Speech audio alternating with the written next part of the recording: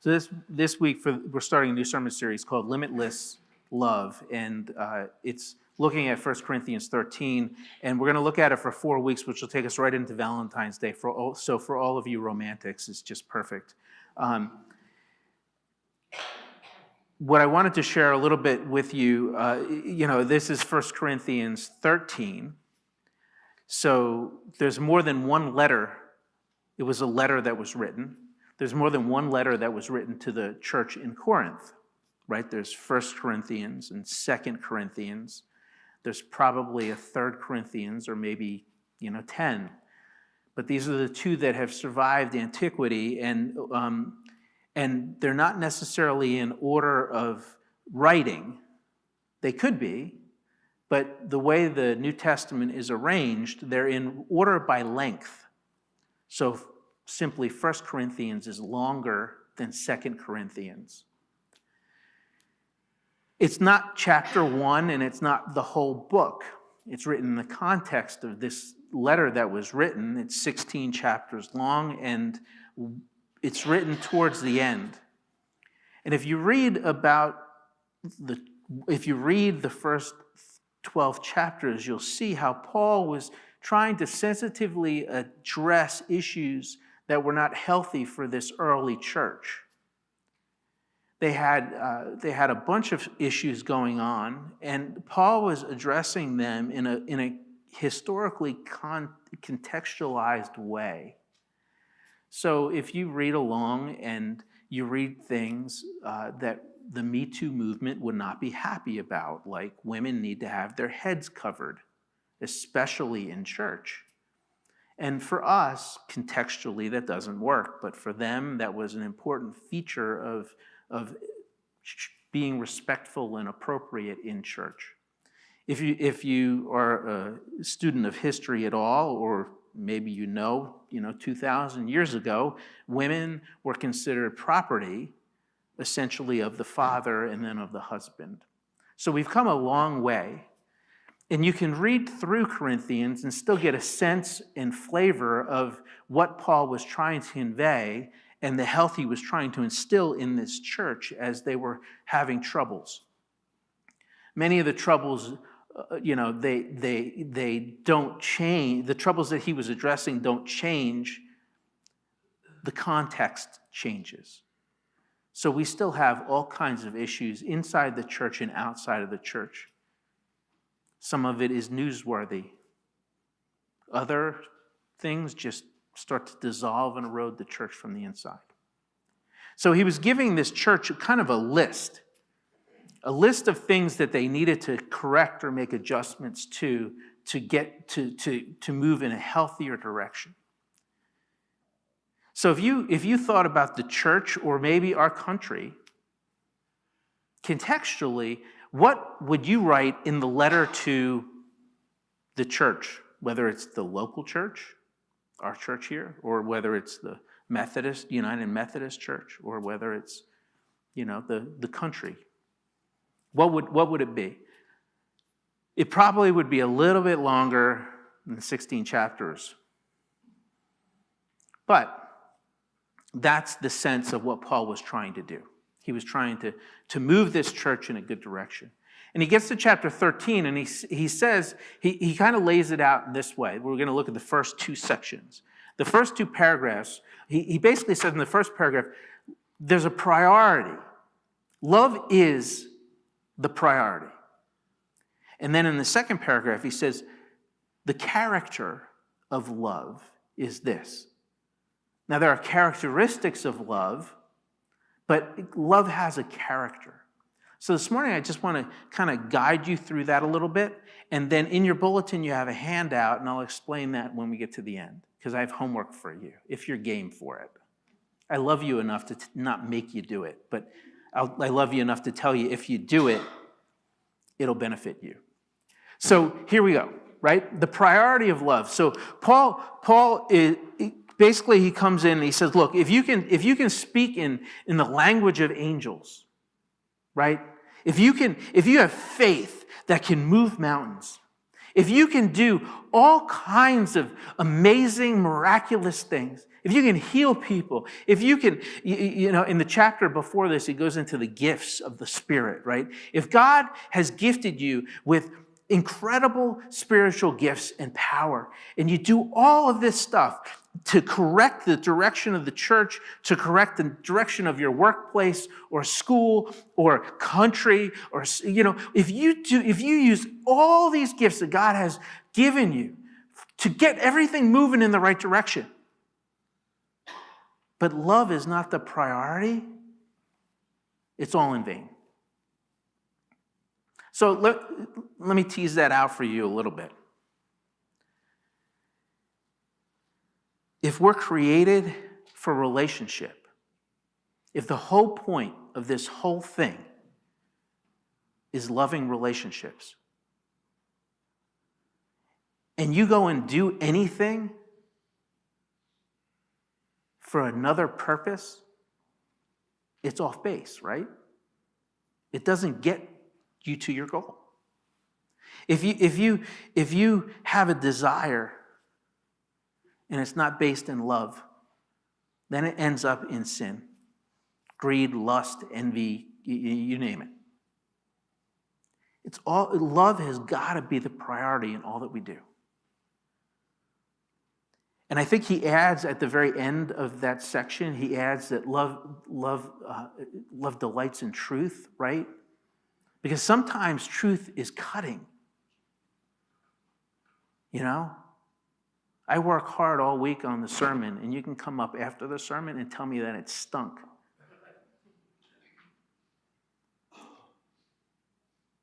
And I might ask you why. And you might tell me. And you might have a really valid point. And it might cut me a little bit or a lot.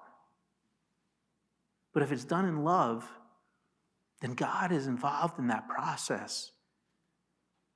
And it would make it better for everybody, for the whole body, if that comment and that cut made it so I could preach better for everybody. So you can start jotting notes down. You can email me. But sometimes truth has a way of being hard and not viewed as loving. And Paul says, but if your priority is love and you're truthful, that doesn't give you right to cut people down. But be gentle with it. So anyway, that's a little side. So love is the priority. The second section that Paul writes really lays out the character of love. So he starts off with some characteristics of love. Love is patient. Love is kind. It does not envy. I like Paul. Paul is this. We see some of Paul's character in his writing, and Paul is not like I connect with him because he's not like this Pollyanna, like everything's all like wonderful and rosy and flowery, right? He's not like love is patient and love is kind. And then he gets into the nots, right? Do you use not in your language a lot? I use not way too much. I got a shirt for Christmas that said the answer is no, like no and not. No, the answer is no. Like Paul kind of gets into the negativity a little bit, which I can appreciate, right? So he says love is kind, love is patient, love is kind. He could have said it just is content with everything it has. But he says no. It does not envy. He could have said it always builds up people around. But he doesn't. He says it doesn't boast. It's not proud. So he kind of lays out this piece for us. It doesn't dishonor others. It's not self-seeking. It's not easily angered. It keeps no record of wrong. Love does not delight in evil, but rejoices with the truth. And verse 7, I think, sums it all up. It always protects, always trusts, always hopes, always perseveres. I have 4 kids, and when they were born, and I think it's true for all children when they're born, when you're a parent and you have a child, it's just so joyful and so amazing, especially if you're the man in the relationship because you're not really doing all the work. But when the baby comes, there's so much hope, right? God just gave you a gift. And this gift has the world at its fingertips. This baby could be so much because God will bless them and carry them and guide them through life. My kids are older now, right? So I have teenagers. The story's a little different, and we'll get into that in a minute. But it's I just am amazed. I'm amazed watching them when they're kind, and when they've developed relationships where the kindness just shows through their words and their persona, their character, and then there's a reciprocation of that kindness. It's so nice. I'm so proud of them. But they're like teenagers. So have you been in a relationship with someone for years and years and years, 10 years, 15 years, 20 years, right? When they came into this world, there was no history. It was just hope. And my hope was anchored to the limitless love of God that was being poured out through this child, onto the child, and through this child into the world. It was this amazing, amazing moment. And, when Gabby's my oldest, Gabby came into, she's 17 now. She's about to be 18. And when she came into the world, it was like, wow. And she was going to be walking in like 3 days and talking. And I was just going to I wasn't even going to have to potty train her. It was great. A couple of weeks went by, and I'm like, why aren't you walking? A couple of months goes by. Now I'm training her. I'm like Olympic training. Run the legs, move the legs. Why am I still doing diapers at 6 months? I think this is so your work, the worksheet I gave you. There's 6 different sections. It's front and back, and the goal for you is to choose somebody each day, or the same person every day, however you want to do it, and put their name on the 3 things I love about so-and-so, about Gabby, right? And then list those 3 things that you love. It can be 1 thing, it can be 10 things. It's up to you. The next piece, I think, is the hard piece for me. Because I think that we limit our love when we have history with people. So when you get to know somebody, and if I'm telling you something that you disagree with, that's okay. I'm just expressing how my struggle and my challenge with always hoping and always protecting and always loving, right? That's the crux of this. Always protect, always trust, always hope, always persevere. When I unfortunately, you can pray for me, when I look at my kids now as teenagers sometimes, it's not, Gabby, I'll always protect you. Curtis, I'll always trust you. Paul, I'll always hope for you. My love will always persevere. It's I'll protect you as long as you don't do something stupid. I'll trust you as much as I can, but I know you kind of deceived me a little bit, and I don't know if I can fully trust you. I'll always hope for you, but you just don't have the gifts for that particular thing you want to do, so maybe we'll redirect you in this direction, and then I'll hope for you over here. I'll always persevere, but some days I'd rather be dead than alive. Take me home, please.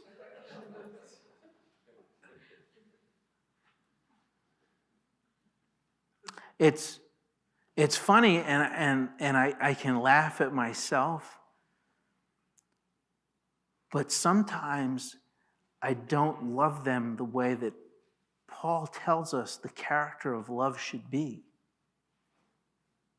because I put limits on it based on my history and my past with them.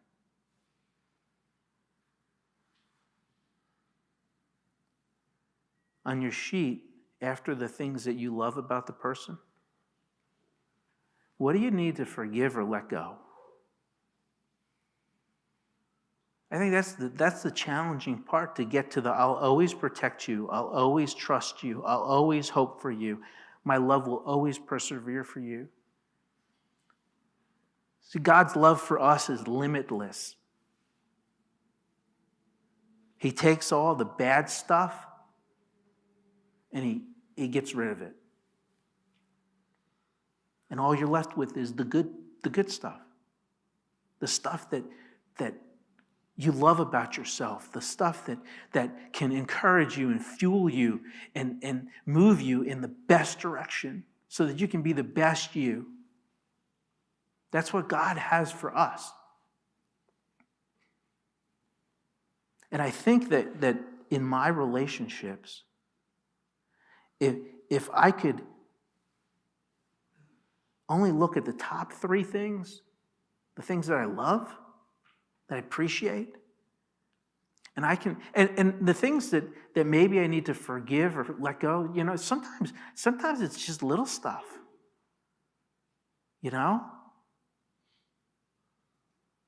I haven't gotten approval from my wife to talk about this, so I'm going to get in trouble. But I love my wife, and as we've gotten older, my eyesight's starting to go, just normal old person stuff, right?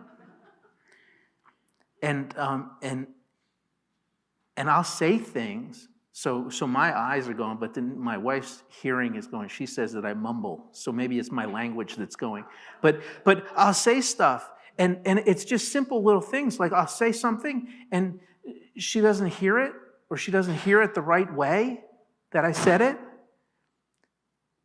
And it was okay. It was cute the first couple times. We're getting old, growing old together. You got that picture on the wall, right? Growing old with you, right? But a year goes by, and now I want to kill her. Right? Hey, I'm going to the store. Do you want anything? No response. Okay. I go to the store. I come back. Well, why didn't you get bananas? Because you didn't tell me you needed that. I got no response. But you get it, right? Sometimes it's little things that start off cute, that 5 years, 10 years, 20 years, and you're still living with it. You got to let it go. You got to turn it off. Forgive it and let it go. And remember those times where it was just a huge amount of hope and potential and love and excitement, and I think that's when Jesus says, love others because I have loved you. That's what he's talking about. He's like, I'm going to the cross to get rid of all that stuff, all those little things, all those big things. They're gone. You are loved, and it's limitless. So write down those 3 things you love. Write down that, and maybe I didn't give you enough space, but write down the thing that you need to let go. And then write your hopes. My hopes for this relationship later on today. My hopes for this relationship later on this week or this year. And write them down. And then do that for every day this week. And I trust that God will bless you through that little simple exercise. And it can be writing about your parents or your children or your spouse or a coworker or a fellow student or whoever. But Paul lets us know that love has got to be our priority. And it always hopes. It always protects. It always trusts. And it always perseveres. So I want to challenge you. I want to challenge you to be able to say to the people around you that you love, I will always protect you, always trust you, always hope, and always persevere. Amen.